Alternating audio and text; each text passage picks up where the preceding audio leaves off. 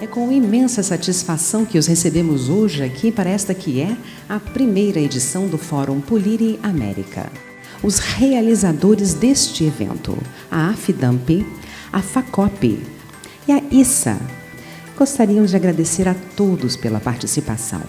Fazer limpeza é um convite a um exercício coletivo de inteligência que devemos todos nós praticar regularmente para melhorar as perspectivas e o bem-estar da sociedade e da vida humana. E é justo com isso em mente que realizamos este grande evento com foco em inovação, sustentabilidade, ética, visão e regras para uma nova indústria de serviços integrados.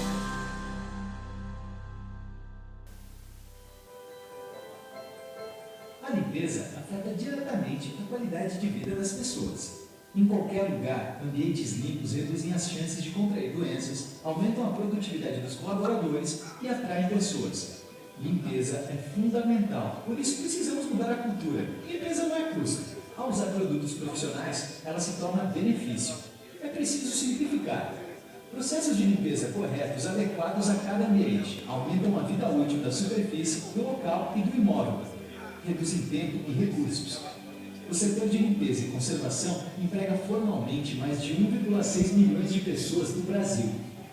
Essas pessoas precisam de produtos profissionais, apoio, treinamento, acompanhamento, incentivo e, como resultado, têm sua autoestima elevada, sentem orgulho da sua profissão, produzem mais e com mais qualidade, economizam recursos.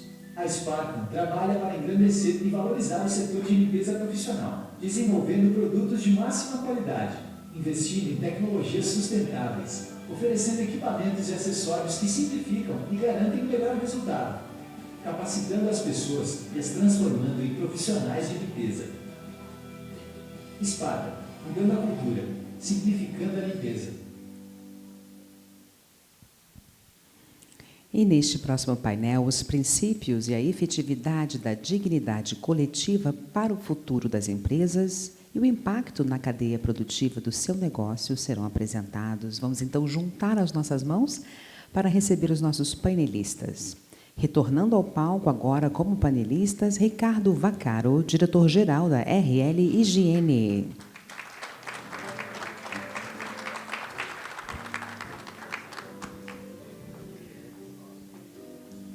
Também retornando ao palco, Rosane Fontoura, coordenadora do CPCE da FIEP.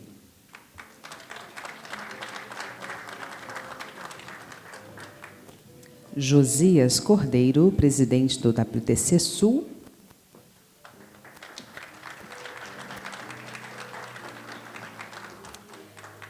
E o moderador Eduardo Guimarães, presidente do IRIP.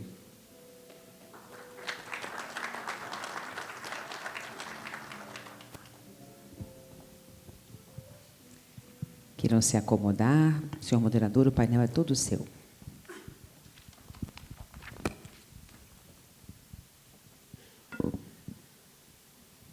Bom dia, senhores e senhoras. Eu agradeço a oportunidade de estar aqui nesse Fórum Poliri América, a FACOP, a FIDAMP e o ISSA, a Adonai e a Cássia. Quando o Adonai me convidou para participar do Fórum Poliri, a primeira palavra que me veio à cabeça foi o manipulite, que inspirou a Lava Jato. E esta, iniciou essa semana, inspirou ao mesmo processo na Argentina. Infelizmente, ontem, quando eu saí daqui, eu ouvi diretamente pelo rádio o procurador Deltan Dallagnol falar da sua preocupação, pois completaram-se 20 anos do manipulite, que não conseguiu alterar nenhuma lei para acabar com a corrupção na Itália. Tudo voltou a estaca zero. Em 4 anos de Lava Jato, que também estávamos completando, também nada foi feito. E as 10 medidas anticorrupção totalmente deturpadas. Eu não vejo esperança que os nossos legisladores vão legislar contra si próprios, acabando com suas vantagens, seus fóruns privilegiados, etc. Suas excelências, na realidade, não se preocupam com o nosso país, nem com seu povo. Suas excelências se preocupam em encher suas burras com o nosso dinheiro, o dinheiro do povo. Quando não há dinheiro suficiente para educação, suas excelências se concedem aumentos salariais de até 16%, que vai, em cascata, gerar um prejuízo ao Brasil de 4 bilhões de reais. São assim que agem as suas excelências, ou seria melhor chamá-los de suas excremências. Eles não deveriam ter um pouco de dignidade? Mas o que é a dignidade? Dignidade vem do latim dignitas, de dignus. É a qualidade moral que infunde respeito, elevação ou grandeza moral. É a consciência do próprio valor, honra, autoridade e nobreza. Modo de proceder que infunde respeito, brio, majestade, gravidade e solenidade. Qualidade do que é grande, nobre, elevado. A dignidade consiste em ter ideias e sentimentos elevados e nobres que se manifestam nas palavras e atos exteriores, pelo quem, assim proceder, inspirar o respeito e a veneração dos demais. Dignidade encontra-se em todas as classes sociais, pois todas admitem sua grandeza relativa. Como Kant, Proudhon adota o princípio da dignidade como base de toda a moral. No respeito aos indivíduos, ele vê a origem de todos os direitos e de todos os deveres. Assim é, ou deveria ser. Dignidade é a maior afirmação moral do indivíduo. Quem procede dignamente, norteado pela prática, honra e dever, age com perfeição. Assim, pode tornar-se líder. E o que é ser um líder? É aquele que dá um exemplo, aquele que gera o entusiasmo, que motiva, que age sempre com ética, um princípio que não pode ter fim. A never-ending principle, na frase do genial Haroldo Araújo, que promoveu o Cristo como maravilha da natureza. Quais são os líderes do Brasil que nos dão exemplo hoje? Os políticos, muito poucos. Quais deles têm ética como norte? O Aristóteles, que viveu de 384 a 322 a.C., portanto 62 anos, ele nos deixou vários escritos, como Política, Metafísica da Alma, mas seu livro mais importante ele dedicou ao próprio filho, Ética a Nicômano. Como se poderá ser líder em suas empresas? O Monge Executivo, um livro, nos dá um exemplo, que é servindo os seus subordinados, trocando ideias, transmitindo sonhos, até que eles se tornem um sonho coletivo. Conseguindo isso, a realização dos mesmos e o alcance de seus objetivos torna-se muito mais fácil, pois o líder os emulou a ombrearem por uma causa comum, sempre tratando a todos com dignidade. Vejam, por exemplo, os trabalhadores da limpeza, mesmo aqueles que recolhem lixo, que são chamados quase pejorativamente, é o lixeiro, na realidade, ele é um exército de funcionários da ecologia e da sustentabilidade. Aqueles que nos ajudam em nossas residências são secretárias do lar e secretários do lar. O trabalho dignifica o homem, essa frase conhecida por todos. Quando eu li os escritos, o que falou Tony D'Andrea, quando em Salvador e antes também, quando esteve aqui na primeira vez ao Brasil, falou em limpeza absoluta, eu vi como a gente precisa limpar o nosso Congresso, o nosso Senado, o Executivo e o Judiciário. Realmente eu vi que o limpeza absoluta é a limpeza de alma, limpeza de coração, para tornar princípios. Esse é o painel da Spartan. Eu fui procurar na Spartan qual seria o produto que poderia limpar os nossos políticos. Eu achei aqui o Peroxi 4D, que é um detergente, desinfetante, hospitalar, mata os micróbios todos. Então,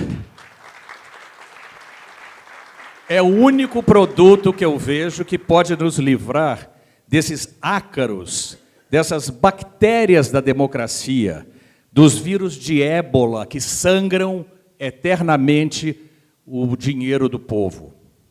Como esse painel, vocês vejam algo, pode ser algo mais forte do que esse, mas, na realidade, será em outubro, daqui a 57 dias, que, com o nosso voto, nós possamos pensar em pessoas que tenham ética e dignidade para nos conduzir para o bem e para o melhor do nosso país. Como vocês não vieram aqui para me escutar, eu vou passar agora para o Josias, do WTC, a palavra.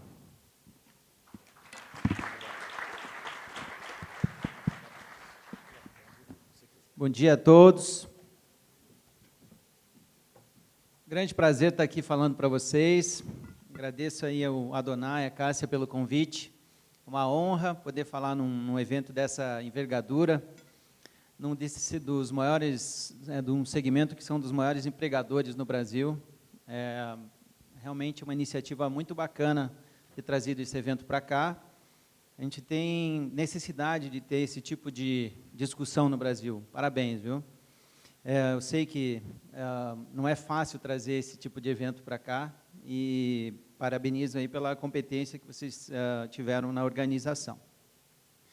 E também parabéns aí para a FACOP. A FACOP eu não conhecia tanto, conheci mais recentemente, e é uma das iniciativas raras em que você junta empresas, patrões e empregados, você congrega isso daí num fim de dar mais educação, de você treinar as pessoas, e tem um papel fundamental não só para o setor, como para a sociedade.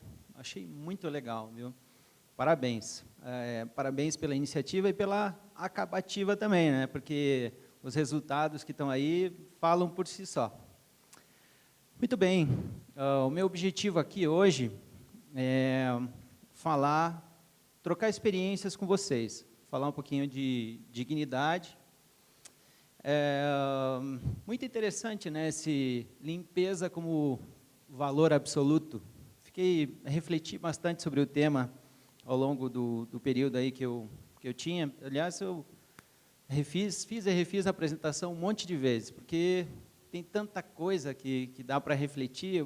Quando eu recebi o convite, eu fiquei pensando, caramba, né, que eu vou falar sobre isso? Eu sempre minha carreira foi desenvolvida muito na área de finanças, de gestão, muito pragmatismo.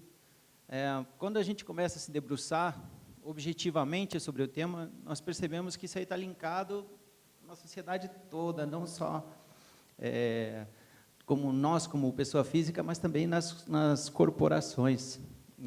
E fiquei muito feliz, realmente, de poder falar sobre isso para vocês. Parece simples, né? Poxa, o que é dignidade? Poxa, como é que é difícil de conceituar? No mundo corporativo, não é tão simples assim, mas também é um tema que nunca teve tão em voga no Brasil. Nunca se discutiu tanto a respeito, mesmo que indiretamente. Isso aí tem um link direto, né, com ética, compliance, governança corporativa, gestão pública e privada, sustentabilidade, impacto social, está tudo ligado. Tudo ligado. O que é o papel do Josias e do World Trade Center e de todos nós nisso? Nós temos que fazer a nossa parte, né? O World Trade Center, não falei sobre mim, eu sou empresário aqui em Curitiba, eu tenho meus negócios que são relacionados à logística, fusões e aquisições, um venture capital, e também sou presidente e acionista do World Trade Center aqui para o Sul, Curitiba, Joinville, Florianópolis e Porto Alegre. É uma instituição que foi fundada pelos Rockefeller, década de 60, justamente para criar um clube de negócios para ajudar os membros, inicialmente era até para as empresas que faziam parte dos empreendimentos imobiliários dos Rockefeller, e eles fizeram um trabalho muito competente que transcendeu, né? Isso daí virou do mundo, hoje são 330 WTCs ao redor do mundo.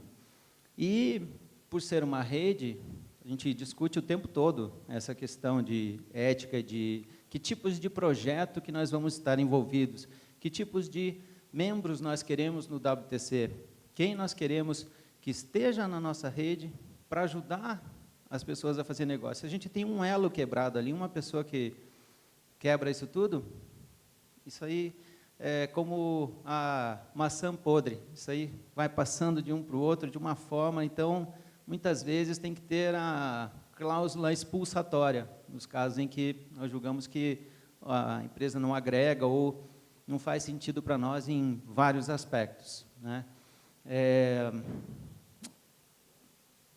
Muito bem. Coloquei aqui, não vou passar um a um, porque isso aqui era só exemplificativo. Comecei a pegar na internet os conceitos, o que cada um fala. Enfim, o que é essa conceituação, né? Fui na Aurélia olhar lá, que bonito, né? Aquilo que já foi falado anteriormente, característica ou particularidade de quem é digno, atributo moral que incita a respeito, autoridade. Ok, como é que a gente linka isso especificamente com as empresas? Tem aqui, coincidentemente, também, segundo Kant, Immanuel Kant, a dignidade é o valor que se reveste tudo aquilo que não tem preço, ou seja, que não é passível de ser substituído por um equivalente. Legal isso, né? Puxa, eu sei, super forte isso. Nessa semana, eu recebi um vídeo de uma das pessoas envolvidas na Lava Jato. Mas, assim, eu tenho 3 filhas, né? E esse vídeo, na verdade, era uma reflexão dele em relação ao que aconteceu. Ele era um executivo muito bem reconhecido, uma pessoa até então reconhecida, e ele falou que o que aconteceu é que ele, ao longo do caminho, ele não foi ativo, mas ele foi passivo. Ele fechou os olhos para aquilo que estava acontecendo em volta. Simplesmente fechou os olhos. Ok, daí aconteceu tudo o que aconteceu, mas a pior dor dele é justamente ele virar o bullying dos filhos. Ele falou isso no vídeo, né? Que, bom, esse aí é o filho do fulano da Lava Jato. A dor maior dele é ele ter se envolvido com uma coisa que aquilo ali, o impacto é tão forte pessoalmente. O pai dele, de 85 anos, visitá-lo na cadeia. Pensou que duro isso? Para mim foi super impactante esse vídeo, porque ele mostra quanto que uma mera bobagem que a gente faça, aqueles R$100 que o cara recebe para fazer não sei o quê, isso aí pode gerar um cascateamento, uma coisa tão ruim que, poxa, tem que trabalhar nisso mesmo, né, gente? E como que nós podemos fazer esse link com onde que está nas empresas a dignidade? Está em todas as áreas, desde o RH, finanças, na produção, na gestão. Você gerar mais benefícios para os funcionários, isso é dignidade? Pode ser, mas não necessariamente. Está muito além do que só questões financeiras. A justiça social e equilíbrio nas relações de trabalho já foi muito pior, né? As relações de trabalho, as leis vieram justamente para ajudar um pouco do que já foi uma coisa muito mais desfavorável. Mas quando também existem leis que interferem demais nas relações de trabalho, elas também prejudicam. E não tem uma receita de bolo. É meio que igual remédio, né? Você tem que ir acertando a dose e não é simples, né?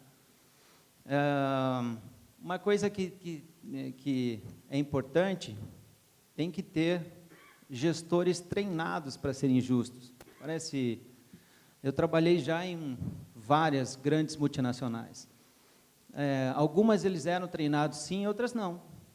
Então, hoje, não tão mais, mas já imperou muito o resultado absoluto acima de tudo. no matter what, né? Bora lá, te vira, faz acontecer o resultado, não importa o que você vai fazer. Complicado isso daí. Então, essa coisa do gestor treinado tem que ser uma coisa que seja top-down. Não adianta você exigir do seu funcionário que ele seja ético, digno, ou seja lá o que for, se você não é, como dono, como gestor, como sócio, acionista, seja lá o que for. Tem que ser top-down esse tipo de coisa. Eu acho que também a justiça e a dignidade ela está muito relacionada ao feedback e à meritocracia nas empresas. O que é isso, né? É você poder ter uma forma objetiva de você dar um feedback para a pessoa que ela está indo bem ou ela não está, e o que ela tem que fazer para ela ser uma pessoa melhor, né? Eu acho que, nesse sentido, olhando até o nosso segmento aqui, a FACOP tem um papel preponderante nisso, né, em termos de educação, para melhorar cada dia mais, acho bacana isso daí. Mas isso tem que acontecer em todos os níveis. E a meritocracia, ela é um negócio, sim, que ela é importante, né, e isso aí acaba gerando oportunidade que sejam baseadas em critérios objetivos e justos, sem necessariamente você ter favorecimentos. Que aquele cara é meu amiguinho, ou que é meu primo, é algo que tem que ser, sim, trabalhado nas empresas, né? Logicamente, trabalhar com governança e compliance arduamente, e não é muito mais que isso que se vê, né, nas empresas. Caso negativo, tem de monte, né? Não vou nem ficar citando aqui, mas Enron, que começou lá atrás, Petrobras, vixe, um monte. E positivos? O que tem de bom para a gente falar de iniciativa que eu tenho visto por aí? Por que a dignidade tem que estar nas empresas? Porque é legal, poxa, eu não quero sair feio na foto, não, porque senão eu não vou para o céu. Não é isso. Hoje as empresas já estão percebendo que, se você seguir o caminho correto, isso aí vai sim dar resultado de longo prazo, simples assim. Isso daí tem uma coisa bem impactante, que foi uma carta que o Larry Fink, que ele é hoje o CEO do BlackRock, que é o maior fundo de investimentos do mundo, mais de $1 tri. $1 tri. Os caras são muito graúdos. Esse cara, ele soltou uma carta para as empresas que são investidas, mas também para o mercado, dizendo que o capitalismo, da forma que ele seguiu, ele não atingiu os seus objetivos do ponto de vista social, ambiental e de dignidade em várias frentes. Então, está muito nas entrelinhas. E que falta visão de longo prazo para as empresas, nesse sentido, em relação a essa sustentabilidade, é o impacto social dos seus negócios. Então, eles falaram que agora eles vão passar a investir só em empresas que contemplem isso no seu planejamento estratégico. Muito legal isso, muito bacana. E eles pediram objetivamente para aqueles que já são investidos de, sim, colocar isso e divulgar isso para o público, para que as pessoas possam cobrar dos conselhos e dos CEOs. Isso é dignidade? Sem dúvida. Quem tem um poder na mão de $1 tri, ele está ditando algo que as empresas já deveriam saber? Sim, mas, poxa, que bom, né? Que bom que se a gente conseguir isso um dia transformar em política pública e trabalhar de alguma forma. Mas isso é muito legal.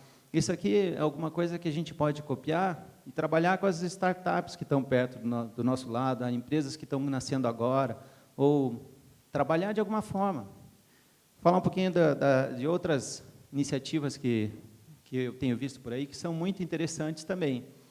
Instituto Legado, que foi criado pelo James Marins, um advogado, um cara muito legal, que é de empreendedorismo social de impacto e que, sim, é uma grande aceleradora de impactos sociais. E é incrível o trabalho que eles têm feito lá. Agora começou já, tem pós-graduação, tem um monte de coisa. Eu deixei aqui para vocês darem uma olhadinha depois, eu não vou me ater a cada um deles. O Instituto Barigui, eu conheci esses dias também, que estão fazendo um trabalho incrível. A Renault, ela hoje tem um foco mundial tem um fundo específico para tratar de assuntos relacionados à sustentabilidade social. Mas, principalmente, esse último que eu queria trazer é o tal do Sistema B, que tem esse livro, The B Corp. Conheci também a pessoa responsável por isso aqui no Brasil, essa iniciativa. É uma certificação que existe e que são métricas consistentes e que, para levar a empresa a um outro patamar no que está relacionado a sustentabilidade, dignidade. Eu coloquei aqui governança, impacto social, comunidade, relacionamento. Acho que é algo que vale a pena vocês olharem. E incrível que não é tão conhecido assim, mas o Brasil já é número 2 no mundo em implementação disso daqui. Muito legal mesmo, vale a pena conhecer. E, rapidamente, o último slide, onde que a gente pode e deve atuar nas empresas. Claro que hoje a gente já percebe que tem uma mentalidade da juventude, das startups, da coisa da busca do propósito. É um grande passo, muito legal. Tenho visto, não está simples de lidar com a rapaziada nova, mas eu vejo que é uma mudança. Isso aí acaba deixando nós que já somos um pouco mais velhos, um pouco desconfortáveis, e isso é muito bom. Temos que melhorar a educação corporativa, ampliar aquilo que Harvard fala o tempo todo, e as grandes, tem que ampliar os horizontes. Ampliar os horizontes. Firmeza no compliance, na governança, tem que investir em iniciativas de impacto, não só na sua empresa, mas fomentar aquilo que está à sua volta também. Tem que conhecer essas melhores práticas e entender como que isso pode impactar o seu negócio, claro que aplicar, e, logicamente, que em ano de eleição e nesse momento tão complicado que a gente tem passado, eu acho que a gente tem que influenciar. Nós somos não só funcionários, mas somos também empresários, somos acionistas, somos donos, seja lá o que for, temos que, sim, influenciar para quê? Colocar no poder quem tem a tal da dignidade para estar naquelas cadeiras. Se o cara não é digno, não reeleja esse cara. Pelo amor de Deus, gente. Ah, mas, puxa, ele vai me ajudar. Cara, deixa esse cara fora, por favor. Vamos influenciar para ter gente nova, gente que pense diferente, gente que seja digna de estar lá, tá bom? Temos que fazer a nossa parte. Obrigado. Obrigado, Josias.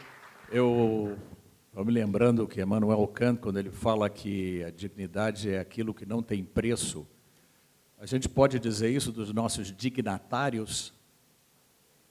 Eu tenho um caso que eu conheço de um desembargador que pediu R$300 mil para dar um parecer favorável numa causa. Vocês vejam como é que é a situação. Por favor, Rosane, agora the floor is yours. Bom dia, mais uma vez agradeço, o convite, e falar sobre dignidade também é falar sobre direitos humanos e é também falar sobre a questão dos Objetivos de Desenvolvimento Sustentável. Eu só vou fazer essa breve fala, da onde eu venho da Federação das Indústrias do Estado do Paraná, que é um conselho paranaense de cidadania empresarial. Eu tenho várias pessoas aqui que fazem parte do conselho, especialmente o nosso diretor-geral, que é da Simpacel, que é o Rui Brandi, que hoje está na condição de diretor-geral, assim como outras instituições aqui presentes. A FACOP faz parte, um Sol presente, Elo presente, a OAB representada aqui e várias outras instituições que com certeza estão aqui. E quando a gente fala em cidadania, quando a gente fala num conselho para promover a responsabilidade social, a gente está garantindo, que os colaboradores, os fornecedores, todas as partes interessadas da empresa comunguem com os mesmos princípios, com os mesmos valores.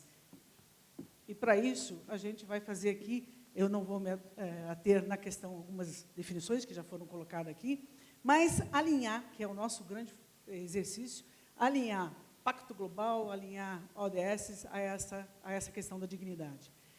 Quando a gente fala, principalmente nos dois primeiros princípios, que é a questão de assegurar, proteger a questão dos direitos humanos, que é o 1 e o 2, a gente está falando muito do princípio da dignidade coletiva, que seria a responsabilidade social. Quando eu falo no princípio da responsabilidade econômica, eu vou estar ali, que ontem eu mencionei rapidamente, 4 princípios relacionados ao direito à associação, ao não trabalho infantil, ao não trabalho forçado, e a questão do gênero, que é no Pacto Global, o princípio número 6. Quando eu falo em princípio de responsabilidade ambiental, eu tenho 7, 8, 9, que a gente vai passar por alguns exemplos de como uma empresa pode ser responsável nessas questões. E o último, não menos importante, que foi o começo dessa fala, que é o princípio da ética e transparência, que está no princípio 10. Né?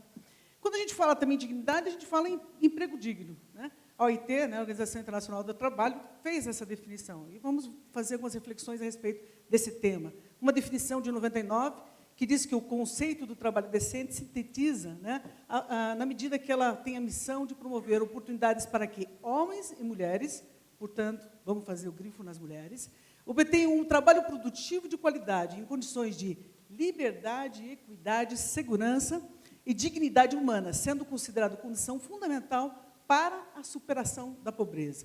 Qual é o objetivo da empresa? Né? É contribuir, sem dúvida nenhuma, nessa questão da superação da pobreza. Né?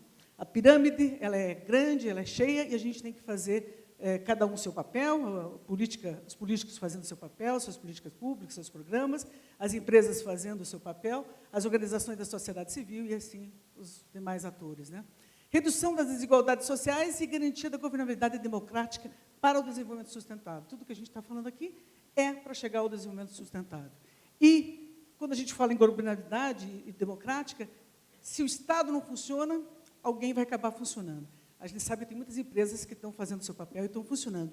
Antes que um Estado paralelo tome conta dessas questões que a gente tem aí para vencer. Quando a gente fala em desenvolvimento humano, quando a gente fala em dignidade, eu teria que satisfazer essas necessidades.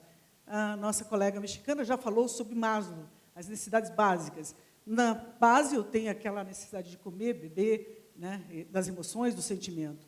No segundo momento, eu tenho as necessidades de segurança, de moradia. No terceiro, seriam as necessidades sociais. E, por último, o mais fundamental, que talvez chegue na felicidade, a questão do propósito, a propósito de vida. Né? Será que a gente consegue satisfazer essas necessidades dos nossos colaboradores, né, nossa parte mais próxima, mais interessada? E volto a lembrar que, utopicamente, a definição do desenvolvimento sustentável era satisfazer as necessidades das gerações presentes sem comprometer as futuras.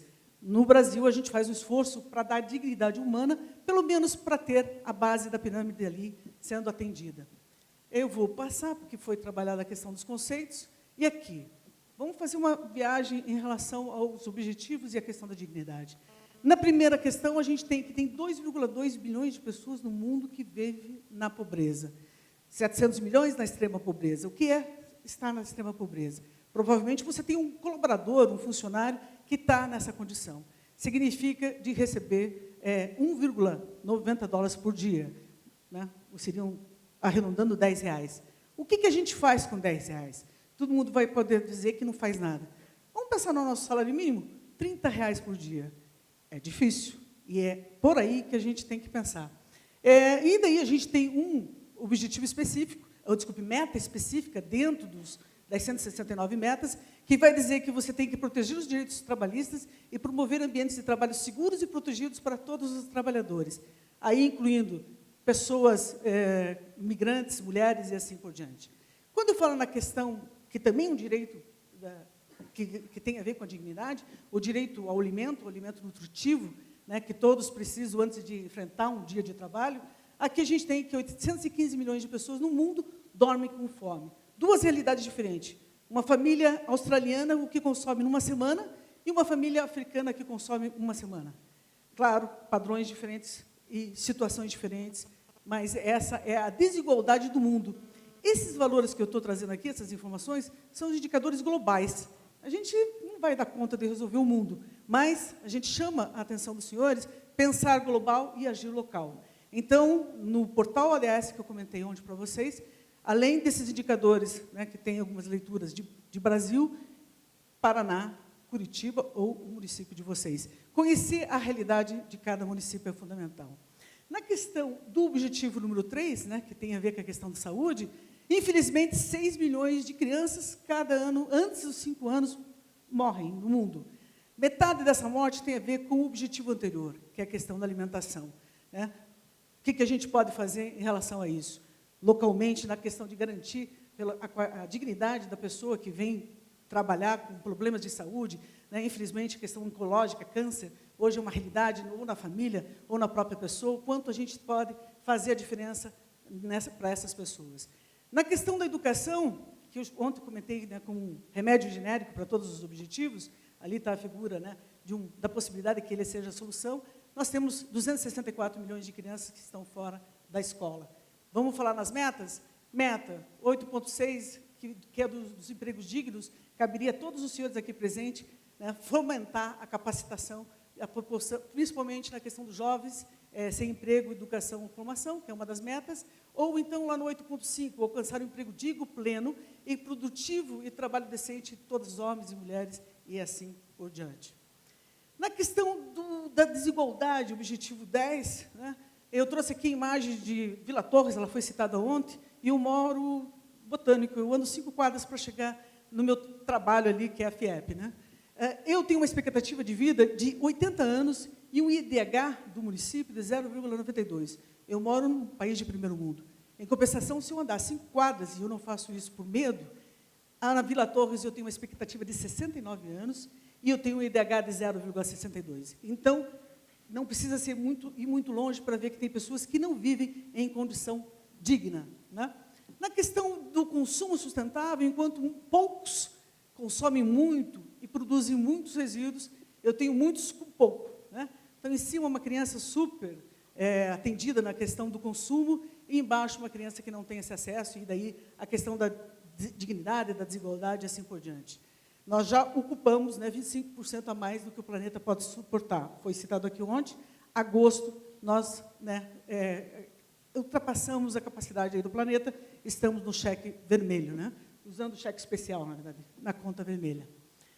A questão do direito de poluir, de desmatar, de invadir terras, será que a gente tem o direito de desmatar esse planeta, esse único planeta que nós temos, até provem o contrário? Será que nós temos o direito, né, de poluir esse planeta a ponto de ser todo dia notícia de poluição, de pessoas com doença, morrendo cedo por problemas pulmonares e outros? Será que nós temos o direito, por exemplo, de poluir esse solo, né, do jeito que a gente está poluindo, com as alterações também recentes da questão dos agrotóxicos? Será que a gente respeita a dignidade de povos, né, tradicionais, os indígenas e assim por diante? Na questão da água e energia, né, infelizmente, no Brasil, 50% não tem saneamento. E é o básico do básico para se garantir uma dignidade. Né? E uma foto, de um lado, da poluição. Né? Parece a nuvem, mas é o Tietê, que, de repente, são os resíduos que saem, né, do processo de limpeza de toda a sociedade ali no meio ambiente. Será que a gente tem esse direito? Na questão da energia, ainda existe no mundo 1 bilhão de pessoas que estão sem energia. E aquelas que têm, aqui não precisa ir longe, essa foto do Brasil, né, é dos gatos, que existem para você ter acesso, que a pessoa deveria ter o direito a esse bem, né, esse benefício. Saneamento ali é uma questão complexa. Bom, aqui na questão de empregos, que é mais afeto aqui nas discussões que a gente pode fazer, é que, em pleno século XXI, existem 150 milhões de pessoas, crianças trabalhando. Né? Então, um dos objetivos tem a ver, uma meta, de erradicar o trabalho forçado, acabar com a moderna escravidão e tráfico de pessoas e assegurar a proibição e a eliminação do trabalho infantil. Desemprego, né? 13 milhões de desemprego. Quando a gente fazia essa reflexão, e a gente faz, que o trabalho dignifica o homem, será que eu tirei de 13 milhões essa dignidade? Né? Como é complexa essa questão? A questão dos 74 milhões de jovens que estão sem trabalho, né? A Elo, por exemplo, que trabalha com jovem, como é complexo se passar ali por aquele processo de conquistar o primeiro emprego. Às vezes, a tua dignidade acaba sendo colocada em questão se você não tem esse acesso. As mulheres, quando elas estão, infelizmente, elas ocupam a maioria do mercado informal. Essa é uma leitura diferente, mas a questão do trabalho infantil, ali não é de uma reportagem de 2018, onde mulheres da Bolívia ganhando 0,36 centavos de reais por hora, né?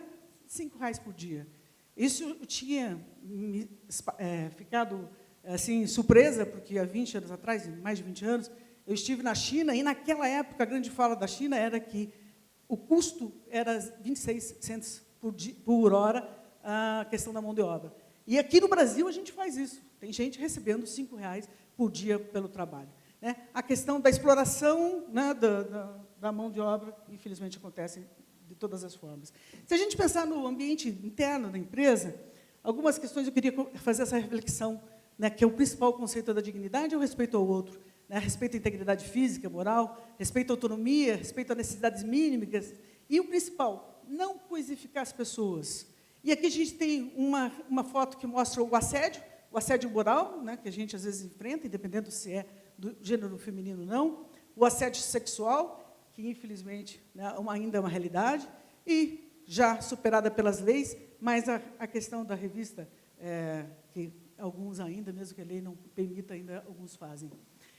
Essa diversidade tem que ser respeitada na pluralidade, né? Não só na questão de gênero das mulheres, na questão da raça, na questão das pessoas com deficiência, na questão dos gays, né? E assim também na questão dos idosos, né? Como fazer um ambiente onde eu respeite a dignidade de uma diversidade tão grande de pessoas. E a dignidade está no primeiro artigo da Constituição Federal, que seria respeitar, né, a dignidade humana. E daí não há a menor dúvida que vocês trabalham bastante com esse público, e eu respeito demais esse público, por isso que eu estou fazendo essa fala, que é a questão da visibilidade das pessoas que trabalham nessas áreas. Também foi citado rapidamente que, às vezes, a pessoa que limpa ali o ambiente não pode se relacionar com as pessoas que trabalham naquele ambiente. Eu acho que isso é um absurdo, a gente tem que fazer essa relação acontecer, são pessoas que estão fazendo o grande trabalho que a gente não tem tempo de fazer, que deveria de fazer. Tive uma experiência de 2 anos no Japão, e lá quem limpa o seu próprio ambiente são as pessoas que sujaram o ambiente. É o básico do básico. Esse a gente vai levar um tempinho ainda para conhecer. O meu tempo, né, está se esgotando, essa questão da invisibilidade das pessoas, e daí aqui essa questão de que seria o objetivo do 16, a questão da corrupção. Maior dificuldade de manter essa dignidade é quando tem pessoas indignas que, com recursos, né, proveniente do imposto de renda, né, que a gente contribui aí com uma carga altíssima, acaba indo para outros lugares. Essa corrupção, que é uma campanha recente aqui em Curitiba, eu gosto muito, que diz assim: corrupção zero quer dizer mais escola, corrupção zero quer dizer mais saúde, e assim por diante. A questão das cidades, não precisa dizer, mas eu vou lembrar que provavelmente aquela pessoa que veio fazer um serviço para você, ela veio, de repente, da Fazenda Rio Grande, de Colombo, de algum lugar, passou todo esse tempo num transporte que está cada vez mais difícil, que ele voa 1 hora, 2 horas, às vezes mora em situações, né, de precariedade, que pode estar sujeita aí à violência e outras coisas, né? Então, olhar para a pessoa. Aqui o convite final é: empresa, né? Melhore, preste atenção na dignidade dos teus colaboradores, veja se na cadeia de valor, se nos fornecedores não tem alguém praticando, de repente, o trabalho infantil, trabalho escravo e outros tipos de afronta à dignidade, e fazer essa corrente que deve ser feita para se transformar. Aqui, para Halad, constatou isso, né? Que, além de assumir a responsabilidade pelos resultados e pelos processos, nós temos que ter comprometimento com as pessoas com quem trabalhamos. Não só pensando no conhecimento, não só pensando na habilidade que as pessoas têm, mas principalmente na atitude, para que a gente venha ter uma sociedade mais digna. Esse é um convite final. No dia 19 de setembro, nós fazemos lá no Conselho o Reatiba, 11ª edição, que trata da pessoa com deficiência no mercado de trabalho. Estão todos convidados. Obrigada. Obrigado, Rosânia. Excelente palestra que nos faz pensar. Me lembrou, numa das passagens que ela mostrou, em 1970, a maioria de vocês não tinha nascido, eu visitei um país chamado Singapura, que era uma ilha, um estado, e era um dos lugares mais sujos do mundo, um lugar assim, quase perigoso de se viver. Tinha casa onde os filhos colocavam os pais mais idosos para morrerem, ficaram lá fumando ópio, e eu visitei aquilo com uma certa indignação. Passados 20 anos, em 90, eu voltei lá, era um país totalmente diferente. É um dos países que mais cresce no mundo, é realmente muito pequeno, talvez tenha a área da município de Curitiba. Mas, enfim, perguntado ao primeiro-ministro qual foi o segredo desse sucesso, ele disse, são 3 coisas: educação, educação e educação. É uma coisa que nos faz pensar. E agora, Vaccaro, de novo ao palco, agora como palestrante. Muito obrigado.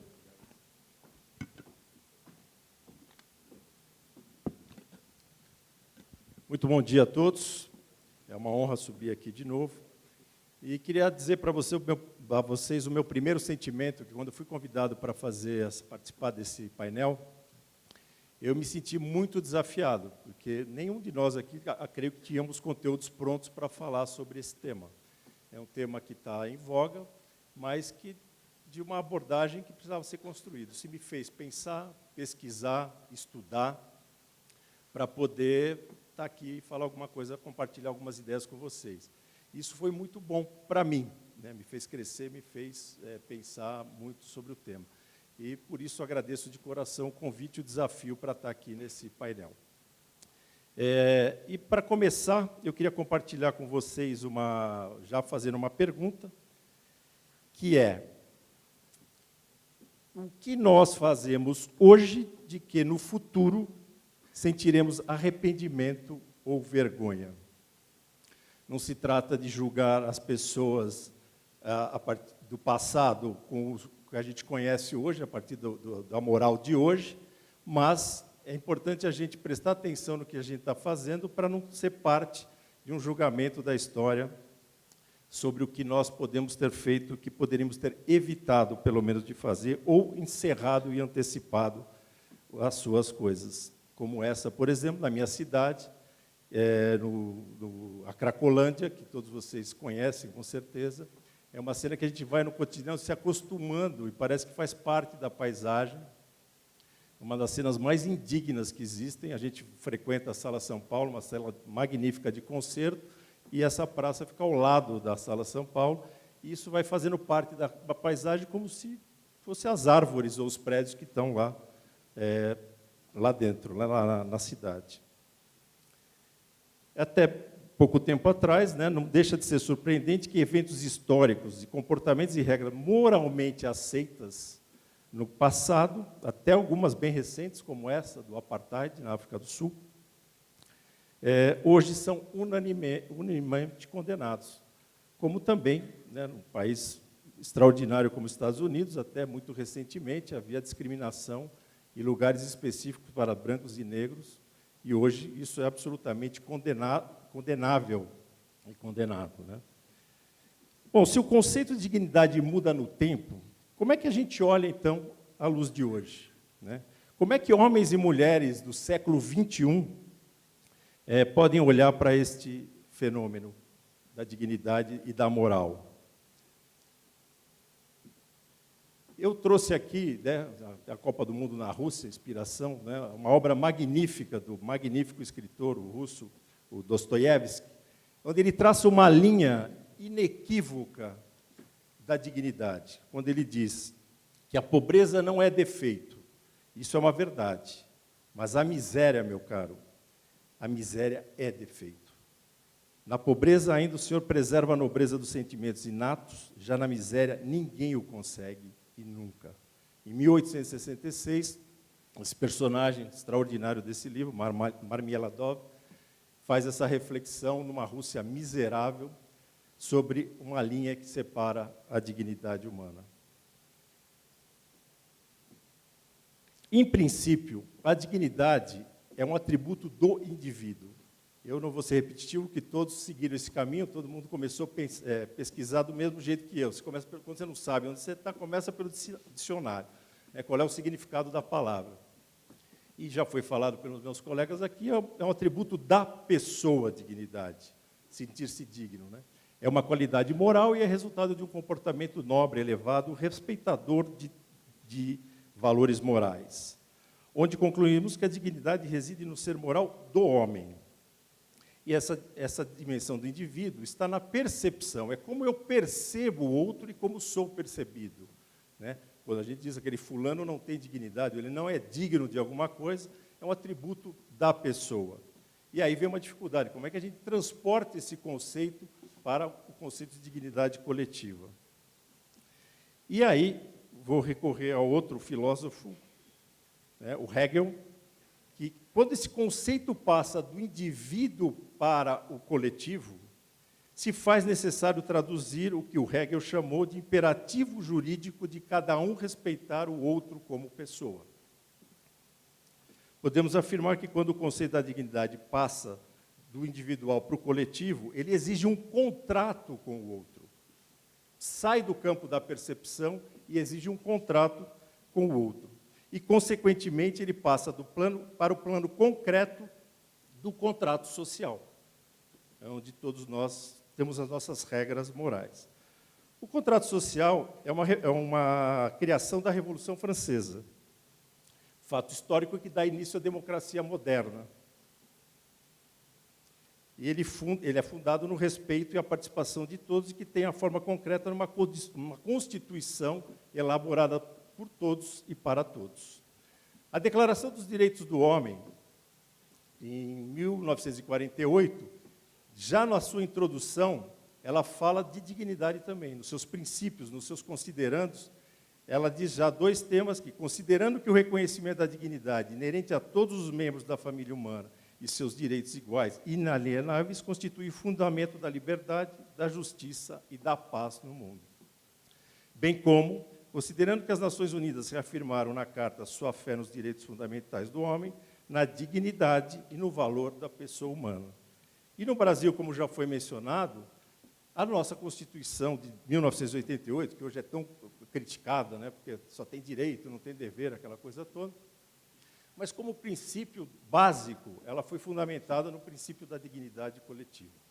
E isso é bastante moderno e bastante poderoso. No entanto, se está na Declaração dos Direitos do Homem, está na nossa Constituição, está na moral do indivíduo, por que então que a gente encontra essas situações nas nossas cidades, principalmente no mundo em desenvolvimento, no terceiro mundo, no cotidiano, onde a gente acostuma de ver essas cenas onde a miséria, violência, questão da saúde e da educação, com toda a sua precariedade. Por que que a gente deixa chegar nesse ponto? E a gente parte para o passo seguinte, para tentar entender esse fenômeno, o que falta para a gente mudar essa situação, que é inaceitável, é que tem dois pilares no qual se fundamenta esse conceito da dignidade coletiva. Um já foi falado aqui também, ele está baseado na ética do cidadão. E no seu princípio mais básico, presente em todas as religiões, no judaísmo, no cristianismo, no catolicismo, que é de não fazer aos outros aquilo que não se deseja para si mesmo. Esse é um princípio básico que é pregado por todos. Só que o outro pilar é o pilar da responsabilidade da ação. Não basta entender o conceito, não basta achar que está certa a questão ética, se você não agir, se você não for responsável e fazer a coisa acontecer. É um pouco o efeito Gelol, né? Não basta ser pai, tem que participar. Tem que agir. Se você não tem um conceito e não tem a responsabilidade da ação, de nada vai adiantar. E é um pouco do que mostra a nossa situação. E existe uma expressão em inglês que eu gosto muito, que pelo poder de síntese, que é o walk the talk. Quer dizer, você ser aquilo que você fala, você andar na linha do que você fala. Não adianta você falar e não fazer, né? Já estamos cheios desses exemplos na nossa sociedade. O contrário disso é um fenômeno muito comum nos dias de hoje, a gente protesta contra a corrupção, protesta contra o governo, protesta contra tudo. No entanto, a gente continua praticando pequenas contravenções, ou melhor, contravenções de todos os tamanhos e de todos os naipes na nossa cidade, no nosso cotidiano, que é jogar lixo na rua, que é parar na vaga do deficiente, né? Já mostraram o caso de corrupção, já foi grande abertura do nosso mediador, do Eduardo, dando exemplos enormes, e essas fotos agora abundam no nosso cotidiano, no nosso noticiário. E um exemplo prosaico do nosso métier, lavar a rua com a hidrojateadora, aí, um desperdício de água, né, numa crise que a gente está tendo. Então, são cenas do nosso cotidiano, basta ser na rua, que a gente vê isso todos os dias. E é uma coisa que a gente precisa mudar essa situação. E muda na maneira da ação, é andar, é falar, é agir da maneira como você fala que é. Vamos lá. Eu, particularmente, a gente está falando, nós estamos vivendo uma mudança de época, estamos numa época de mudança, né? Eu, particularmente, gosto de dizer o seguinte, nós não estamos numa época de mudança, nós estamos numa mudança de época. É muito mais dramático e numa velocidade inacreditável, difícil até de acompanhar o tamanho dessa mudança. E a era da revolução tecnológica está aí, a gente viu ontem, o John mostrou um quadro, não tive tempo de fotografar, gostaria de ter fotografado, ele mostrou um quadro que tinha umas 30 tecnologias novas entrando no mercado, impressora 3D, robótica, muito foi falado ontem no painel de tecnologia. Isso está vindo de maneira avassaladora, impactando as nossas vidas, os nossos negócios, de uma maneira quase que difícil de acompanhar. E na era da revolução tecnológica, é igual à era da transparência total. Não tem mais segredo, né? Ontem o Caio falou, hoje, nem quanto ganham os executivos das 100 maiores empresas do Brasil, listadas na Bolsa, já tem que ser transparente. As pessoas têm que saber quanto estão pagando para essas pessoas, quanto elas ganham para dirigir essas empresas. Não tem mais segredo, não tem segredo na nossa empresa. Na copa, na cozinha, no vestiário, é lá que rola a história, a notícia, não tem, com a velocidade que as informações passam. Então, viver nessa era, qualquer mal feito, né, qualquer mal passo, ainda mais se for viralizado, né, porque a facilidade de viralizar, bota no Facebook, bota nas redes sociais, vai destruir a reputação de pessoas e empresas de maneira definitiva. Olha o caso da Lava Jato, que aconteceu com as empresas de bilhões de reais, né, de faturamento, de patrimônio, e derreterem de maneira extraordinária por esse mau passo. E não tem mais segredo, as coisas começam a cair de maduro.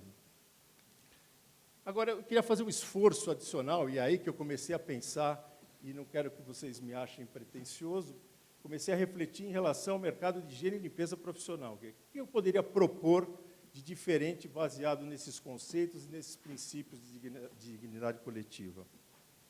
De que maneira a gente pode, no setor de higiene e limpeza profissional, contribuir para uma agenda de país? E eu arrisquei a propor 4 para nós todos. 4 princípios para uma dignidade coletiva no mercado de higiene e limpeza profissional. A primeira delas é o princípio da responsabilidade com o negócio, o princípio da responsabilidade econômica. E nada mais é do que entregar aos clientes e ao mercado, através dos nossos produtos e serviços, a razão de ser principal da atividade de higiene e limpeza profissional. Ambientes limpos e saudáveis que protejam a saúde dos seus ocupantes. Eu queria aproveitar para fazer uma convocação para os meus colegas aqui.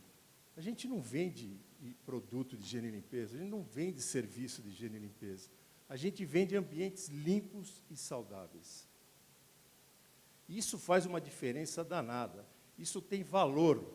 Isso tem um valor explicitado no infográfico que a ISSA publicou recentemente, o valor da limpeza, The Value of Cleaning, onde estão baseados em números, que mexe com a produtividade, mexe com a saúde, mexe com uma série de elementos que tem valor significativo no bottom line das empresas.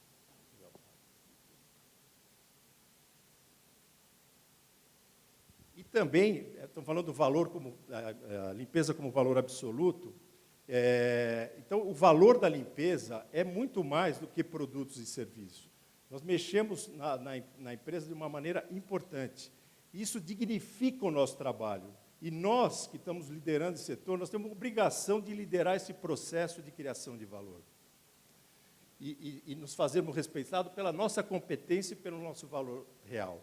Então, seria muito importante que a gente tivesse uma abordagem que falasse de fato do valor da limpeza, que é algo muito importante. O segundo princípio é o princípio da responsabilidade social. Ou seja, cuidar da massa de 1.600.000 trabalhadores envolvidos na atividade de limpeza profissional em todo o país, inserindo-os no mercado de trabalho com responsabilidade, educando-os de verdade, tornando-os profissionais de fato. Olha, o painel anterior a esse, não preciso nem me estender aqui, né? Falou tudo que precisava falar sobre isso, e isso traz para nós uma responsabilidade extraordinária com relação a isso. E eu achei bom que, no fechamento, ficar claro que não basta educar os profissionais de limpeza. A gente tem que estar pronto para receber os educados. E, para isso, todos os níveis da empresa precisam estar prontos e educados, e é o que nós estamos fazendo aqui. Por isso, gostei muito da fala do painel anterior, para poder fazer frente a esse princípio.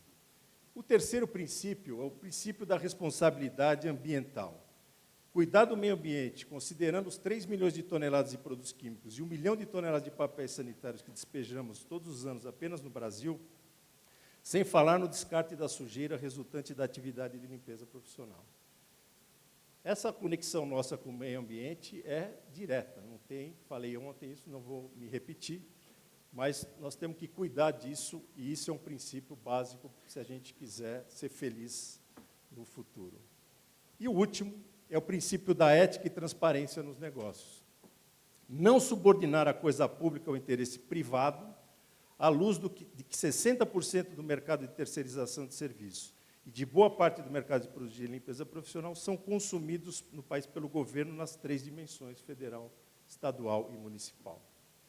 Ou seja, a gente fala do político corrupto, mas é só quem paga a bola, a propina, não é corrupto? É só o político que recebe? É uma decisão nossa de cada um, se vamos pagar ou não para essas coisas acontecerem, ou vamos erradicar de vez isso da nossa vida.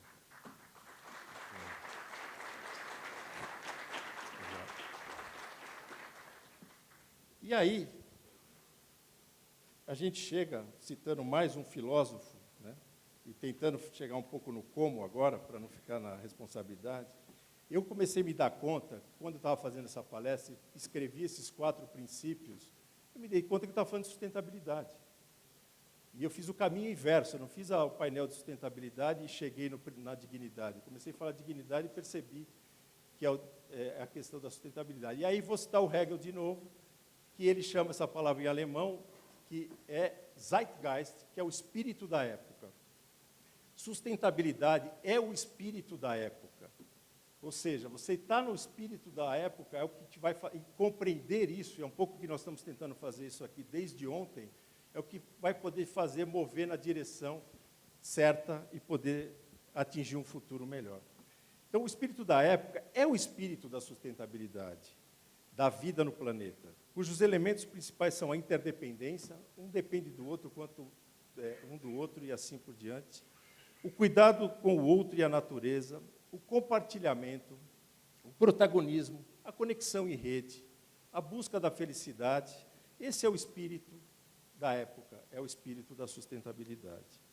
E se a gente quiser estar em sintonia com esse espírito e a gente perpetuar os nossos negócios, a gente tem que incorporar essa pauta rápido no dia a dia das nossas empresas. Como fazê-lo? Eu vou passar rápido, porque o caminho, todo mundo falou, eu fiquei surpreso, confesso que fiquei surpreso com a quantidade de falas sobre os ODS, né? Parece que é o espírito da época, é uma convergência de fatores que está ligando para essa agenda que se chama, o nome do documento que gerou, a reunião que gerou os ODS, é o Caminho para a Dignidade em 2030, como foi falado ontem e hoje, quer dizer, ninguém pode ficar para trás. Então, incorporar essa agenda, eu fico pensando, por que não nós, do setor de higiene e limpeza profissional? Por que não? Né? A gente vai, essa figurinha vocês viram, até já cansaram de ver, né? É uma convergência, uma conjunção de astros que eu acho que a gente deveria respeitar, ela não está aí à toa, presente nas falas de todo mundo, que é uma agenda global. Agora, alguém pode estar se perguntando, poxa vida, mas isso para a minha empresa, para o meu porte, isso faz sentido? Faz sentido. Faz todo sentido. E vou dizer mais, se você não, como no começo a gente falava nas palestras de sustentabilidade em 2004, 2005, 2006, 2007, a gente falava assim, questão da sustentabilidade, se você não entrar por bem, você vai entrar por mal. Porque os clientes, as pessoas, Deram exemplos vários dos filhos que começam a cobrar antes para parar de fumar, agora com o desperdício de água. Se você não entrar por bem, você vai entrar por mal, porque os clientes vão começar a exigir de você compromissos que você tenha agendado com esta agenda dos ODSs. Então, é melhor a gente entrar voluntariamente e fazer o nosso papel e tirar o melhor disso. Este é o mapa do caminho e eu convido todos a percorrê-lo no nosso setor de higiene e limpeza. E aí o papel das lideranças, das associações, dos sindicatos, de trabalharem juntos e trabalharem juntos as metas e cobrarem um dos outros e poderem caminhar nessa jornada juntos, poderia facilitar muito a jornada de cada um de nós nas nossas empresas. Como parece que as coisas não acontecem por acaso, quando eu estava preparando essa palestra, eu fui apresentado pela querida Cássia Almeida.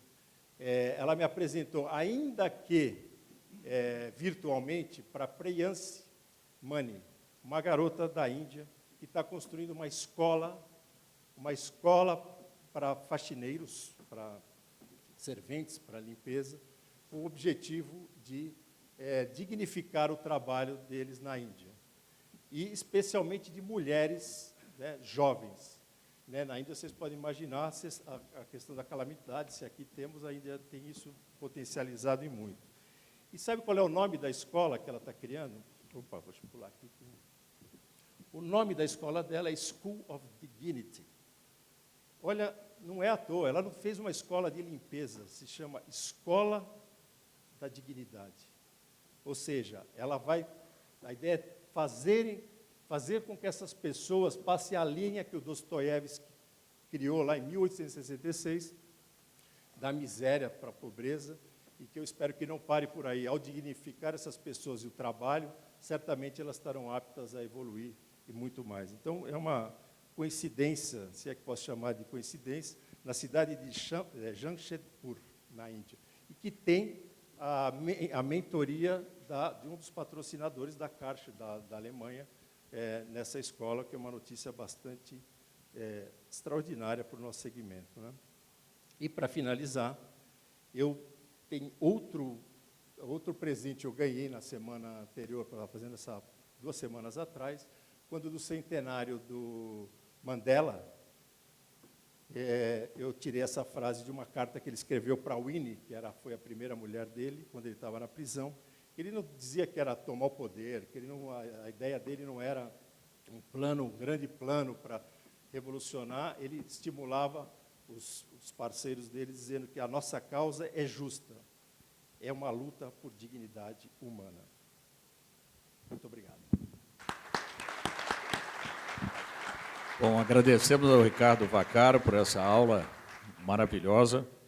Eu queria também lembrar que eu chamo os vendedores da área de limpeza de defensores do meio ambiente, porque vocês procuram realmente a higienização, sanitização.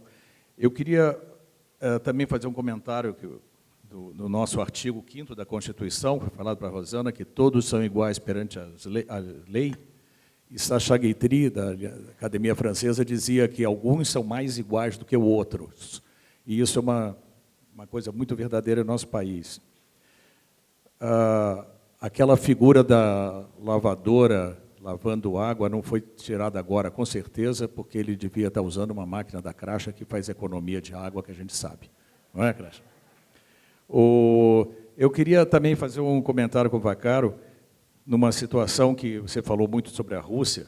Em 1812, Napoleão invadiu a Rússia.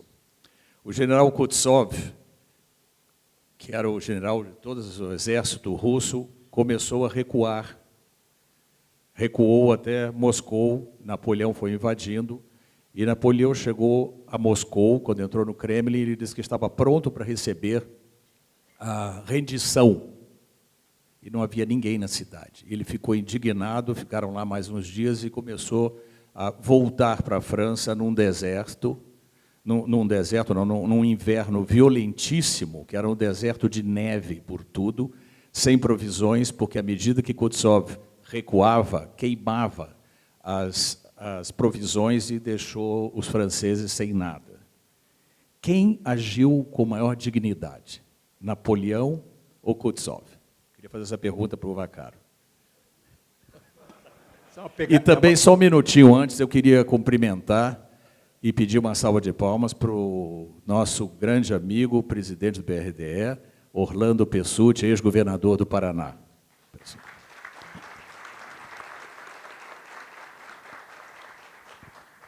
Essa não é pegadinha essa, né? Mas os russos lutaram com as armas que eles tinham, né? E a dignidade estava justamente em poder usar o que eles tinham de melhor. Sim. E eu acho que eles tiveram a dignidade de escolher a melhor estratégia para enfrentar um inimigo que, vaidoso como era Napoleão, apesar de ser excepcional chefe militar, ele, na sua vaidade, ele se deu mal. Então, eu diria que, se não era um concurso de dignidade, mas de estratégia, os russos se deram muito bem, né? É verdade, com certeza. Tinha uma pergunta aqui, que são para os outros, deixar o Ricardo por último, aqui tem uma pergunta da plateia, que se os outros palestrantes acrescentariam ou alterariam os 4 princípios colocados pelo Ricardo Vaccaro para a limpeza profissional. Você tem alguma coisa a acrescentar? Primeiro, Josias, depois Rosane. Bom, na minha fala, eu acabei não colocando, mas na fala do Vaccaro eu podia relembrar, é que quando a gente fala lá da base, né, do desenvolvimento econômico, o ambiental, do desenvolvimento sustentável, econômico, social e ambiental, a gente acaba, às vezes, esquecendo do eixo cultural, que é fundamental para se fazer esse alcance, né, do desenvolvimento sustentável, portanto, o desenvolvimento humano, portanto, a dignidade. Mas uma coisa também que está relacionada a esse mundo é a questão que, até mudou o nome, né, antes a gente falava de Planet, People e Profit, e o Profit ficou uma coisa suja, né, o lucro como uma coisa suja. E agora a gente fala em prosperidade. Não é à toa que houve essa mudança também, porque a gente tem que pensar, eu imagino que todas as empresas têm o principal objetivo é de fomentar a riqueza daquela comunidade que vive, daquela território que está. Então, eu só queria lembrar dessa questão da importância do eixo cultural das pessoas, né, que a cultura é fundamental para se fazer ou não uma mudança, principalmente no processo de qualificação, isso a gente vê muito, e essa questão de que, no econômico, a gente tem que ter resultado, o lucro não é feio, mas, mais do que o lucro, a ideia da prosperidade. E também, já que eu estou com a palavra, na saída eu vou entregar para os senhores um folder, onde mostra como os senhores podem ser mais responsáveis nas suas empresas, destinando o imposto, que é devido, às causas da criança, do idoso, a questão da oncologia, a questão das pessoas com deficiência, a lei do esporte e a lei da cultura. Então, às vezes, existem mecanismos de se fazer isso e a gente, às vezes, não sabe ou não utiliza. Pessoa física até 6%, pessoa jurídica 1% do que é devido para os projetos de suas cidades. Complementando um pouquinho o que você falou, essa coisa do lucro é algo que eu aprendi bastante lá no Legado, no Instituto Legado, que o empreendedorismo social não é sempre relacionado a ONGs. Não é feio realmente você ter lucro. Se você está resolvendo um problema social, você tem que ser sustentável. Hoje, o maior problema, inclusive, das ONGs e dos institutos no Brasil, é justamente a captação de recursos. Você tem que ser sustentável, você tem que ter produto, você tem que ter lucro, sim. O que você vai fazer com o lucro é outra coisa, mas você tem que ter a visão capitalista ali, porque senão você não se sustenta. E aquilo que você quer ajudar não vai virar nada daqui a pouco, se você não tiver realmente sustentável, né? Gostei bastante, parabéns aí pelos princípios que você criou. Eu acho que está bem convergente, as 3 apresentações foram bem convergentes, complementares, muito legal. Eu, a princípio, não teria nada mais para acrescentar. Essas iniciativas que eu comentei, inclusive, estão super alinhadas. É impressionante, assim, como, sem ter conversado, elas são super alinhadas, todas. É sustentabilidade, é o social, é a ética, tá tudo lá, né? Parabéns, eu acho que eu não teria nada para complementar, não. Não falei, mas eu botei também meus dados na apresentação, que eu vou disponibilizar depois. Se vocês quiserem falar mais a respeito desses projetos aí, eu conheci cada um individualmente, eu posso também disponibilizar para vocês. Bom, obrigado. Obrigado, Josias. Eu queria comentar também, que nós falamos muito em ética, e eu falo sempre nessa frase, ética é um princípio que não pode ter fim, do Haroldo Araújo. Foi criado um clube amigo da ética, onde empresas se associam, não tem que pagar nada, apenas para fazer o que eu estou fazendo hoje. O Instituto de Relações Internacionais do Paraná, o IRIP, que eu estou presidindo, faz parte do Clube de Amigos da Ética. É para fortalecer dentro de nossas empresas a prática da ética, que você haja com ética, que seu funcionário seja inspirado nisso. Eu queria, então, eu só estou sugerindo a que todos possam participar desse clube da ética através, tem o meu cartão, mas eu tenho lá o IRIP, vocês podem procurar, a gente encaminha vocês através do Rio de Janeiro. O Rotary Club está participando internacionalmente dessa campanha. Inclusive, uns 2 anos atrás, eu estive no Rio de Janeiro, onde o presidente da Associação Comercial ia fazer um contato com o secretário-geral das Nações Unidas para que fosse instituído o Dia Nacional da Ética. Eu acho que isso já é um passo à frente para o nosso Brasil melhorar. Eu queria fazer uma segunda pergunta para o Ricardo aqui. O conceito walk the talk, traduzido, talvez como da integridade, ou seja, coerência com consistência, parece ser o grande desafio para os próximos anos. O equilíbrio econômico ético impacta significativamente o nosso setor. Na sua opinião, é uma questão econômica ou cultural? Boa pergunta. Eu acho que as duas, mas a questão cultural está enraizada, né? No país, a gente conhece muito a história que foi construída, a história do jeitinho, né? Inclusive o Macunaíma, que a gente sempre valorizou, e o jeitinho realmente tem um lado muito bom, o lado do improviso, o lado de responder a situações inesperadas com criatividade. Mas a gente foi gostando tanto do jeitinho que, culturalmente, a gente estabeleceu uma certa permissividade no país, e as gerações foram, digamos, aprimorando, que levou a uma situação insustentável. Então, a questão cultural é muito grave e crítica. E mexer com cultura é das coisas mais difíceis que existem. Veja o parto da montanha que está sendo essa mudança que o Brasil, certamente, creio que sairá melhor do que entrou nessa crise econômica, moral, ética que a gente está vivendo, e é um passo de mudança de cultura. Volto a lembrar de exemplos que foram dados, são exemplos individuais, que não servem para a massa, mas está ligado à educação, que é o exemplo dos filhos, cobrando os pais por posturas novas que até então, moralmente, eram aceitas em gerações anteriores. Eu espero que as crianças e os jovens sejam protagonistas de uma mudança cultural no país que seja sustentável para todos nós. Vem aí a dificuldade. Eu acho que mais do que econômica é cultural. Obrigado. Posso só complementar? Desculpe. Recentemente voltei na semana passada da China e de Singapura. E eu também estudei um pouquinho antes de ir para lá também para entender como foi essa mudança toda que aconteceu, né? A China é um negócio impressionante, que é tudo muito grande, né? Tudo enorme, tudo. E também fiquei preocupado com aquela coisa você vai para lá, você tem que usar uma máscara, porque a poluição é gigantesca. Por sorte, não tinha nada disso, mas as pessoas lá falaram que mudou isso daí.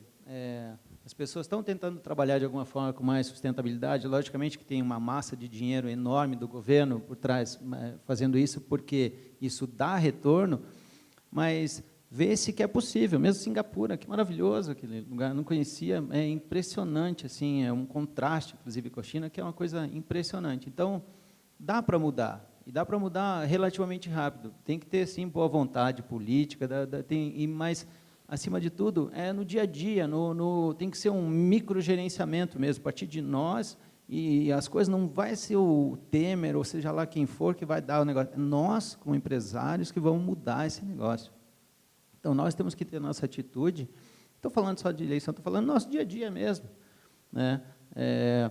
Essa coisa da sustentabilidade, tudo isso aí é uma espiral que eu estou vendo mundialmente. O mundo é muito mais rico hoje, a gente nunca teve tanta ferramenta, tanta coisa para explorar do que a gente teve hoje. Vamos aproveitar. Essa coisa da transparência, todo mundo tem acesso a tudo, não adianta, você não vai fazer nada escondido mais. Então, a gente nunca teve tanta ferramenta boa para a gente ter ética, para ter tudo mais. Bom, tem uma pergunta para você, Josias. Por que diversas multinacionais falam de ética e compliance em seus países, enquanto nos países do terceiro mundo não é uma prática comum? Então, a situação da multinacional ela é um tanto quanto incômoda para o gestor que está lá no headquarters, né? Ele não sabe, não é sempre que ele sabe o que está acontecendo lá na outra ponta, né? Eu vi isso muitas vezes acontecer, né? Logicamente que se tem alguma coisa grave que acontece é porque falta, sim, governança corporativa, falta algum mecanismo que possa mostrar isso. As empresas que realmente são preocupadas, elas têm esses mecanismos e acontece. Se a coisa é muito diferente no headquarters e o que é aqui, tem alguma razão de ser e provavelmente a empresa não tem o gerenciamento adequado dessa situação. Mas, em teoria, isso não deveria acontecer, né? Eu trabalhei em empresas tanto europeias quanto americanas e cada um tem a sua essência ali, mas quando acontece isso daí, é realmente por falta de gestão. Eu não vejo necessariamente que seja dolo, eu acho que é só, de certa forma, incompetência. Eu queria fazer mais 2 comentários rápidos. Em 61, eu fui a primeira vez, bem guri, para os Estados Unidos. E estava na cidade de Georgia. Peguei um ônibus para visitar um museu, tinha que andar, e nisso eu sentei logo lá na frente, na 4ª fileira, chegou uma senhora afrodescendente, com seus 60 e poucos anos, mas carregada de sacola. Eu me levantei e dei lugar para aquela mulher. Meu Deus, você não tem ideia o que o pessoal do ônibus, que eram brancos, eu louro de olho azul, ficou me olhando com ódio, porque ela tinha que sentar no fundo para um local, como mostrou o Vaccaro aqui, aquele negócio de bebedouros para branco e para negros. É uma situação bastante constrangedora. Mas o que eu queria falar também, pegando a dica, em 82, quando o Brasil reatou relações diplomáticas com a China, eu fui um dos primeiros grupos, que só podia entrar também em grupo de turismo, eram 10, 15 pessoas. O país tinha algumas construções, mas tinham somente bicicletas na rua. Eu cheguei a ser atropelado por uma bicicleta, o cara veio na contramão, eu não sabia que a bicicleta andava na contramão também. Mas não tinha carro, não tinha nada. E depois, em 90, 92, eu voltei à China, realmente, você passando a Xangai, que eu conheci, tinha até preservação de um local dizendo "No Chinese and dogs allowed", porque na hora que ela era dominada pelos ingleses, eles tinham parques, eram só para ingleses, então os chineses e cachorros não poderiam entrar. Então, você entende até, quase justifica uma revolução. Mas Deng Xiaoping, naquela época, que era primeiro-ministro, ele mudou a sistemática e disse: o lucro é bom. O lucro deixou de ser o que os nossos atrasados, petralhas, até hoje ficam dizendo aí, que o empresário não presta, que o lucro é ruim. E sem um empresário e sem um lucro, onde é que você vai arranjar emprego? Onde é que você vai dar emprego para o proletariado, como eles gostariam de dizer? Então, é uma coisa que também eu queria apenas lembrar. Deng Xiaoping, então, realmente, ele mudou a China, que hoje é a maior potência econômica.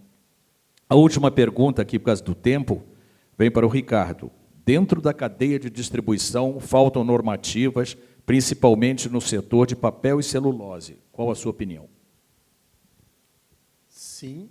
Isso é um espaço, uma oportunidade enorme para as associações poderem dar mais transparências aos produtos, pode fazer como autorregulamentação, não vejo nenhuma necessidade, pela criticidade do produto, de chamar o governo ou o Estado para isso.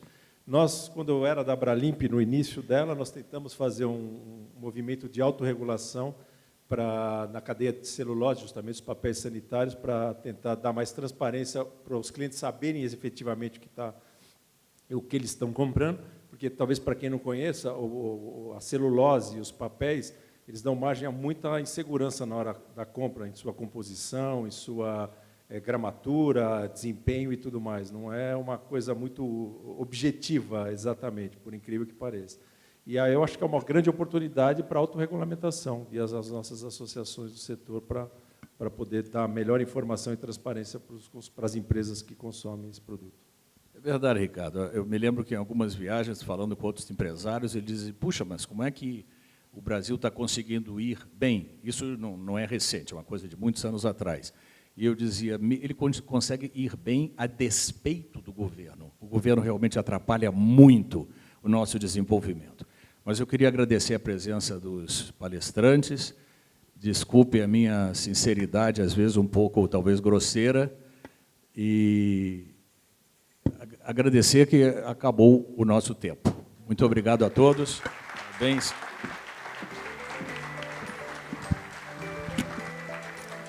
Obrigada também ao nosso moderador,